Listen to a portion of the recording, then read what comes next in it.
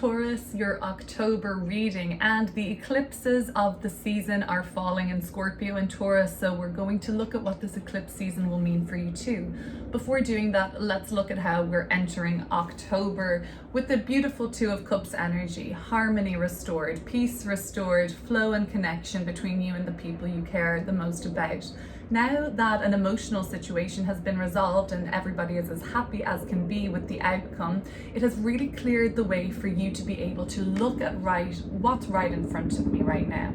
So you're looking at the Four of Pentacles for the month of October. We're going to pull more cards and get deep into these messages, but for the month of October, let's take it for now, or around since the 9th of October, you begin to be able to see exactly what's in front of you and exactly what you need to do, be it how much you need to save, be it who you need to contact, be it who you need to bring in to support you in the next stage of your goal at this time. Now you do have an important decision to make. I see at the bottom of the deck this Two of Swords, indecision, but for me the Ace of Swords being here too tells me there is a clear option that would be in highest and best for you, but you have hesitation around making this choice.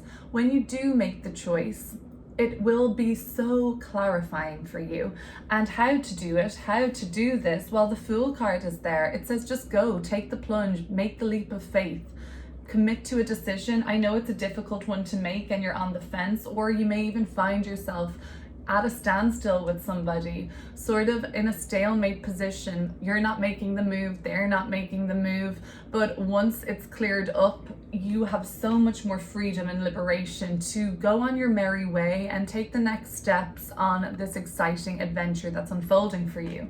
So upon entering the eclipse season, which we're in the shadow period now, the eclipse is on the 25th in Scorpio of October. This is the major arcana for Scorpio.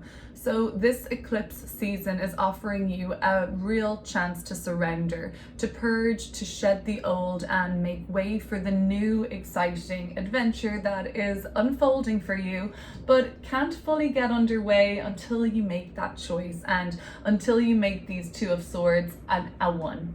You choose one of those swords, you grab it with both hands and you take the plunge, and that's when this excitement begins to unfold for you. Let's start clearing up these cards and see what's going on. So I really like the Two of Cups, that this would tell me that your relationships are flowing well, be them romantic, be them work, friends, family. You're on the same page as people, you've reached an understanding, a compromise, and a promise has even maybe been made for you and another person recently, where you make a vow, where you say, yes, I will do this, I will honor this, you can trust me. Okay, if you're dealing with a Cancer, this is coming through really strong. If you're dealing with an Aries, this might be where you're meeting resistance, or a Leo, where you do not see things in the same way. Let's have a look at the Two of Cups and what this energy means.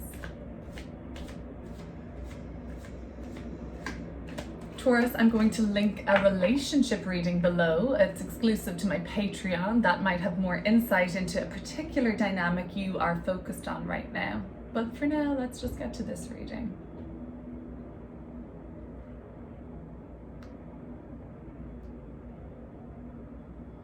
What do you think, Luna? The Eight of Cups. Okay, so there had to have been a letting go to really allow this relationship to blossom. Letting go of anger, letting go of hurt, letting go of an expectation that this was supposed to be the way it was. This person was always meant to say the same, but you have allowed for an acceptance here, allowed this person to grow, and in turn you have grown. You have been able to see another way to go about something. There's another path that's emerging for you. On an emotional level, Taurus, you've had to let go of expectations so that this relationship can truly blossom into how it's been so harmonious for you. Your connections with the people that really matter the most are thriving because of your surrender. You've had to do some soul searching. You've had to go deep within and reflect on patterns, on behaviors, on cycles, like this eclipse that's happening here in the Eight of Cups. the gearing up for eclipse season may have even happened at the beginning of October for you, when you already took the sort of cue to go and do the soul searching and to go deep within and figure out what's been holding you back in your connections with others and what has been blocking you thus far. It looks like you did a great job in surrendering and doing the right thing and coming together in peace and harmony and love with another person. What else has early October offered, Taurus? A lot of hard work, and especially if you're doing a research project into something, you maybe have to push yourself out of a comfort zone to start digging into something. It could be that you are working on a project that you're not really expert on. This Ten of Wands just keeps popping out to tell me that, you know, you have had to undertake something that is not in your area of expertise. It's been a learning curve, but it's been very valuable because it allows you to see what the next steps are. So let's see what else is coming through. If you're dealing with a Sagittarius, Taurus, like that Ten of Wands card indicates, that could just mean that things are getting a little heavy there or even burdensome.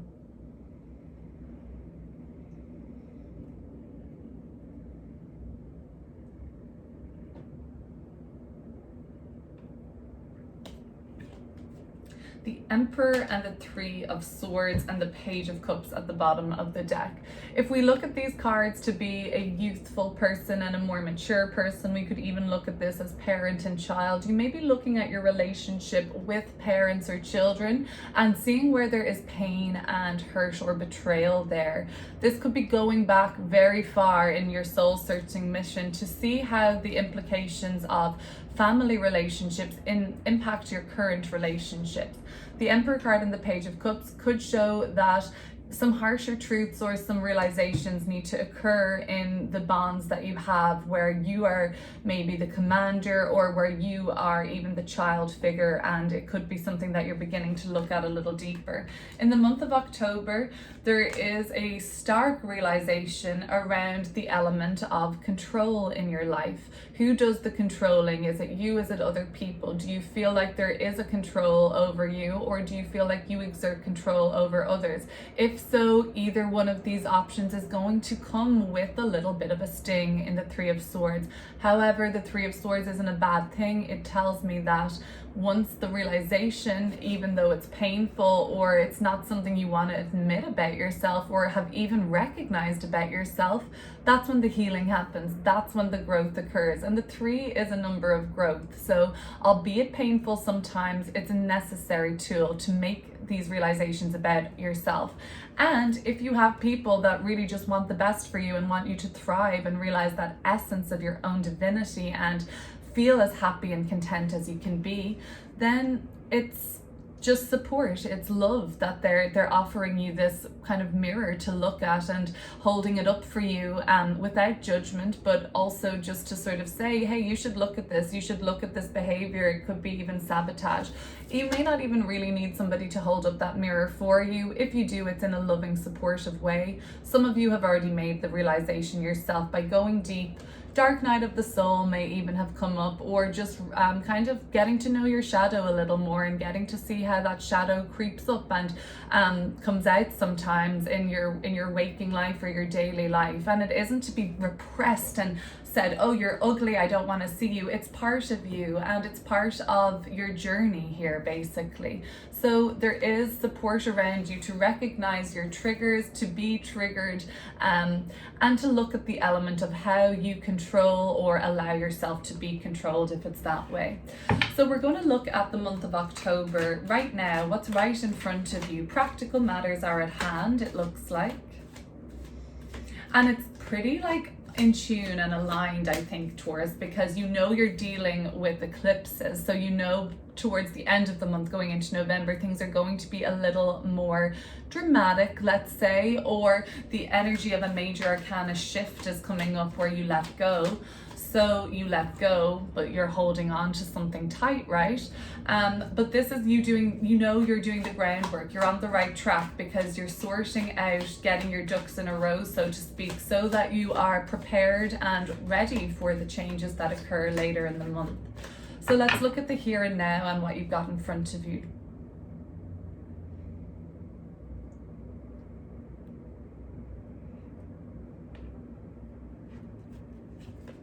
the Fool card, this adventure, okay, you've been clearing the way so that your pathway has no obstacles for you, so that you can confidently take that leap of faith rather. Judgment card and Temperance at the bottom of the deck, these red angel wings, even with the angel wings in the Two of Cups. You have support, divine support or otherwise. You have somebody guiding you. You have somebody who cares for you to achieve. Maybe there is a blessing coming through there for you, Taurus, from the ether, that you are supported divinely as well as in the earthly realm with people that you're on this journey with. So what lays in front of you right now? You are about to undertake a new beginning, and to undertake this new beginning, you will be encouraged to surrender and let go. So what are we going to let go of with the Four of Pentacles and the Fool card? A little bit of control, right? This person has their feet stamped down on these pentacles, grasping onto the one around their chest, and there's almost like a refusal to surrender here and a needing to keep everything the way they are, a needing to control the situation. But when you relinquish that, this is when the aligned, exciting adventure begins, because you're kind of suggesting to the universe and you're kind of aligning your frequency to that of anything is possible.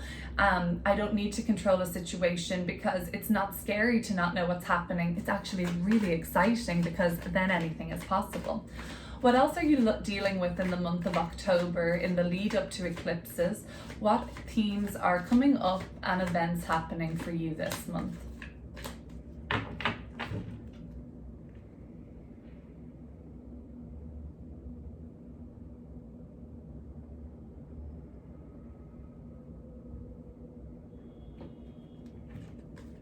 The Devil card and the Five of Pentacles. Your energy at the bottom of the deck, Taurus, the King of Pentacles.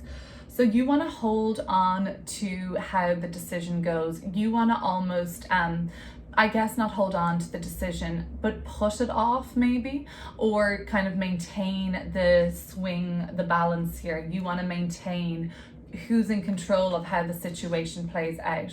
Other things that come up in the month of October, and remember it's all in the lead up to this eclipse that's happening on the 25th of October. That's the real focus of energy for the collective. You're going to be facing your demons potentially, the Devil card and the Five of Pentacles. You're going to be facing what is unhealthy in your life, what limits you, be it an addiction, be it a behavior or habit, be it something that, you know, you don't even realize is holding you back sometimes. But I get the picture here that it comes from a place of an insecurity or a not having, that there's an overcompensation or a relying on something else to make you feel good in the moment, to get that dopamine hit, to distract, or just to kind of sort of placate yourself. So that's the themes that come up. The more difficult themes coming up in the month of October for you are the realizations about yourself and others, or the behaviors and dynamics that you're in.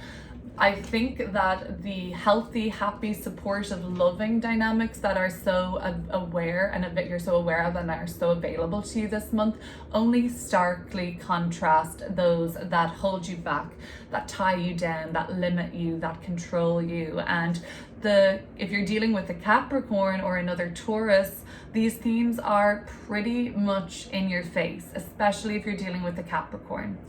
The Five of Pentacles and the Four of Pentacles, there's a worry about not having enough. There's a worry about not having the resources or the support even, or the love, you know. You feel maybe physically closed off from some people right now. The Four of Pentacles has that block. The Five of Pentacles, they really look like they could use a hug, or at least like a nice warm cup of tea or something. So there's this need to be comforted. There are people that can comfort you. You've already had the comfort, and it may have come through tough love, but now you have an awareness about yourself or dynamics you find yourself in, and hopefully the awareness is coming up for you in October around what is unhealthy, what holds you back, slows you down, drains you even. That could all be coming up. All right, let's see. This is the moment I've been waiting for, looking at what's coming up for you guys in the eclipse season. So the Death card, wow, big powerful scorpionic card of regeneration, death, rebirth, beginnings and endings.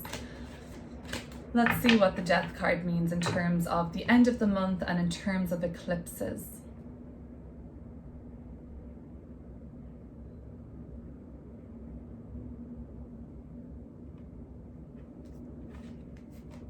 The Eight of Swords, the Devil's little sister here, saying, Taurus, you have a great window of opportunity to really focus on breaking a habit, breaking the chain, breaking the ties that bind, something that is restricting you, something that maybe you do something or you say something or you find yourself doing something that you kind of do impulsively or rashly even, right? And then when you look over it, you say, I shouldn't have done that, I shouldn't have said that, but it's almost like this default that you go to.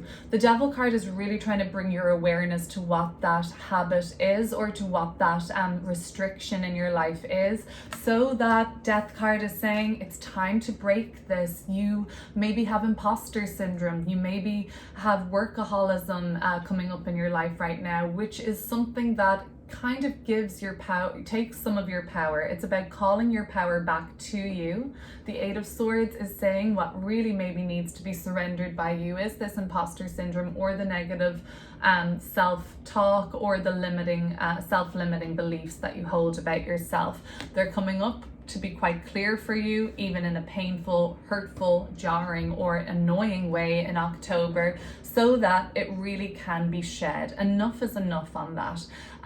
Okay, so we do have the Eight of Swords and the Devil together, very restrictive energies, and I see that it needs to be liberated for you. So let's have a look at that. The Sun card at the bottom of the deck, the Six of Wands, the Nine of Pentacles, the success that awaits you, the happiness, the alignment, the accomplishment when you believe in yourself is going to be so incredible. So looking at the Death card, eclipses are very hyper-focused new and full moons. And we have a solar eclipse new moon happening on the 25th of October, followed by a lunar eclipse in the sign of Taurus in November, early November. So they talk about destiny in eclipses. We talk about in astrology greater beginnings and greater endings being fueled around eclipse season. So let's take one card for what is beginning for you in this eclipse season, and let's take another card around what's coming to an end.